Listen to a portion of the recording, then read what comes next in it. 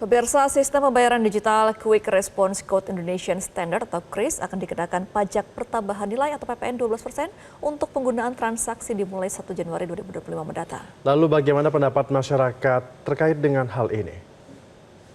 Pribadi mungkin sebagai muda-mudi juga dan pekerja yang masih aktif di usia 20-an cukup keberatan ya, karena kita kan sering banget daily lah pasti apapun, mau beli kopi, mau beli makanan pun kita tuh pakainya KRIS kan sekarang, karena ya itu nggak repot gitu. Jadi kalau misalnya dikenain juga 12% pasti kalau dari aku pribadi agak keberatan, karena impactnya lumayan berasa meskipun ada iming-iming kenaikan UMP dan lain sebagainya, tapi jadinya pengeluarannya jadi lebih banyak. Saya sih sebagai anak muda ya, sekarang kan zaman tuh udah maju banget. Dan apa-apa udah pakai QRIS, segala macam ya. Pembayaran non tunai itu sekarang sudah sangat mudah sebenarnya. Tapi dengan diberlakukannya pajak itu sepertinya agak berat ya. Jadi kita mikirnya ya jadi harus nyiapin tunai dong kalau gitu. Gitu sih. Kalau menurut saya sih ya selama itu memang nanti duitnya bisa digunakan untuk mengembangkan fasilitas yang beneran bisa dipakai buat masyarakat lagi, muter lagi duitnya, menurut saya sih nggak masalah jujur. Pemirsa, beredar informasi di masyarakat bahwa transaksi uang elektronik menjadi objek pajak yang akan dikenakan tarif pajak pertambahan nilai atau PPN 12% mulai 1 Januari 2025. Sementara dalam klarifikasi yang diberikan Direktorat Jenderal Pajak, Kementerian Keuangan menyatakan bahwa penggunaan PPN atau jasa layanan uang elektronik bukan objek pajak baru. Untuk membahasnya kita akan tersambung dengan Fitra Faisal Hastriadi selaku pejabat ekonomi. Selamat pagi Pak Faisal. Pagi Pak Faisal. Selamat pagi. Iya Pak Faisal, kalau transaksi uang elektronik akan dikenakan pajak 12% ini ya untuk KRIS, seperti apa nanti prosedurnya? Iya, jadi pertama kita harus melihat bahwa itu bukan hal yang baru ya. Untuk masyarakat juga banyak yang saya lihat salah kaprah ya, dan dalam hal ini mungkin saya juga bisa kemudian menambahkan beberapa hal yang bisa menjelaskan ya kenapa ini, pertama dari sisi motivasinya, dan yang kedua bagaimana caranya.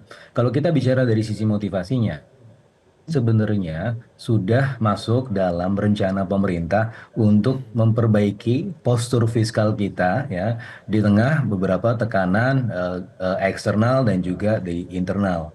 Nah, ini kita lakukan semenjak tahun 2021 ya, Undang-Undang HPP 7 tahun 2021, yang mana pada saat itu dianggap penting untuk kemudian menyehatkan postur fiskal kita, salah satunya dari di sisi tax ratio kita yang menurun terus, dan ini harus diperbaiki ya, kalau tidak kemudian APBN akan kehilangan cengkeramannya atau daya dorongnya untuk perekonomian ke depan gitu kan. Bahkan Jeffrey Sachs di tahun 2011 pernah mengeluarkan buku yang disebut sebagai The Price of Civilization.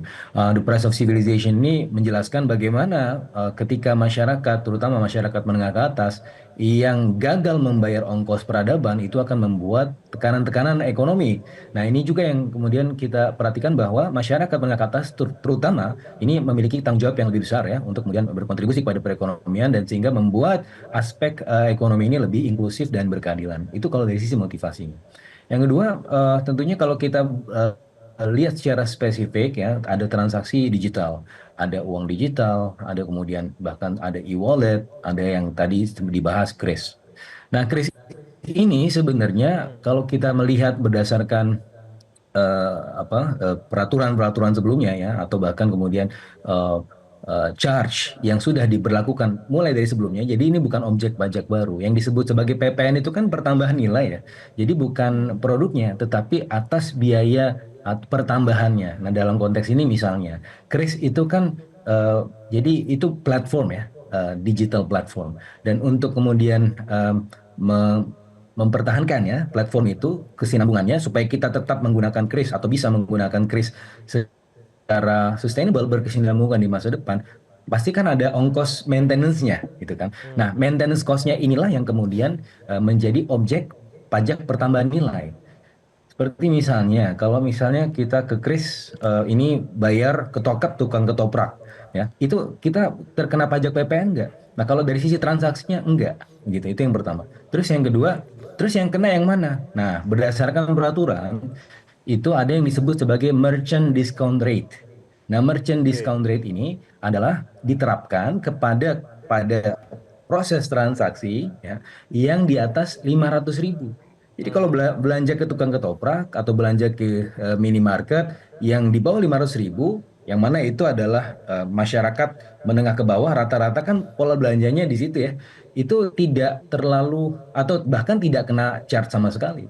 Nah, tetapi ketika kita bergerak kepada kelompok-kelompok yang menengah ke atas, dinilai juga dari sisi transaksinya 500.000 ke atas, itu kena user charge, yang mana user charge-nya itu, ya, itu yang kemudian dikenakan objek PPN. Berapa sih persentasenya? Nah, misalnya gini, di atas 500.000 itu dikenakan biaya maintenance atau charge tadi sekitar 0,3%. Nah, berarti coba hitung-hitungannya misalnya kalau kita belanja 1 juta rupiah. Nah, 0,3%-nya berarti kan berapa ya? Itu kan kita 0,3% dikali 1 juta. Itu sebenarnya jumlahnya. Bukan 1 juta rupiahnya, tapi 0,3%-nya. Nah, kalau kita lihat lagi dari sisi itu, 0,3%-nya itu yang dikenakan PPN 12%. Dan 12%-nya itu sebelumnya 11%, sekarang menjadi tinggal ditambahkan 1% gitu. Jadi tidak kemudian dasar transaksinya 1 juta rupiah itu, tetapi berdasarkan apa charge dari penggunaan uang digital, e-wallet atau kemudian transaksi tersebut. Nah, tapi untuk kris, nah ini ada satu lagi nih salah kaprahnya. Untuk kris, merchant itu tidak bisa charge pada konsumen. Itu adalah hal yang harus dibayar oleh si merchant. Jadi sebenarnya yang menjadi bebannya itu adalah beban kepada si merchant-nya, bukan kepada konsumen. Konsumen tetap itu tidak mendapatkan charge sama sekali. Jadi ketika masih ke ke coffee shop gitu ya, belanja kopi, tadi kan kita mendengar beberapa masyarakat yang juga keberatan kalau misalnya aktivitas transaksinya itu dikenakan charge PPN, yang mana sebenarnya itu salah kaprah. Ketika itu dia belanja ke minimarket pakai kris misalnya, itu dia tidak kena harga atau charge sama sekali. Yang kena itu adalah si minimarketnya, bukan si konsumennya gitu. Itu adalah salah kaprah mungkin yang ya perlu ada penjelasan lebih lanjut dari pemerintah ya, karena saya sebenarnya juga bukan pemerintah. Saya ini sebagai ekonom yang melihatnya secara objektif bahwa ya charge ini ya harus kemudian dijelaskan ya, supaya masyarakat kemudian tidak termakan info-info yang tidak sesuai. Nah, ketika ini infonya tidak sesuai, ya kompleksitasnya adalah ya bisa jadi nanti masyarakat akan kemudian enggan berbelanja dengan metode-metode digital, pakai kris misalnya. Nah, ini kan juga sebenarnya suatu hal yang tidak kita kendaki, karena kalau kita lihat bagaimana kris atau transaksi digital itu menggunakan layanan kris misalnya, itu kan sudah tumbuh ya dari tahun 2019 ke tahun ini. Sudah, kalau kita lihat dari sisi merchants ada 40 juta merchants, dari sisi users kita semua yang menggunakan sudah mungkin 80 juta users. Kita tidak ingin menghentikan perkembangan ini kan, karena ini adalah bagian dari ya proses produktivitas yang pada akhirnya juga akan mendorong pertumbuhan ekonomi. Baik, berarti jadi saya rasa dengan pajak kompleksitas itu, ini kalau tetap misalnya akan ada dibebankan info-info kepada yang merchant ya Pak Fitra, tapi kalau memang dibebankan kepada merchant berarti akan ada harga-harga yang dijual naik dong, meskipun tidak ada pajak ketika pembayarannya, proses pembayaran dari konsumen juga kepada pembeli begitu.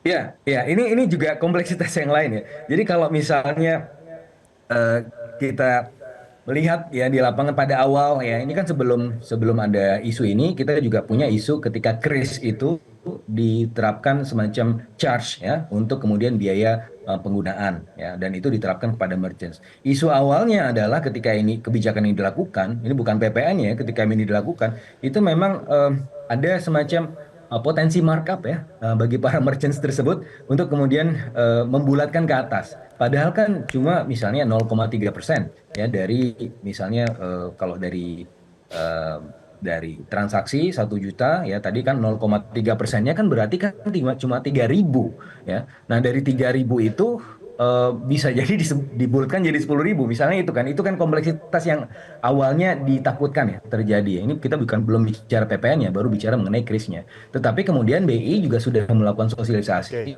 ya, dan saya rasa sosialisasinya itu berhasil sehingga kemudian ya masyarakat ya udah aware aja, merchants juga sudah well aware bahwa ini kemudian tidak akan menambah biaya mereka secara cukup signifikan karena ya ini adalah bagian dari sustainability dari penggunaan platform. Nah, itu memang kompleksitas yang memang harus sampai sekarang pun harus tetap diedukasi ya.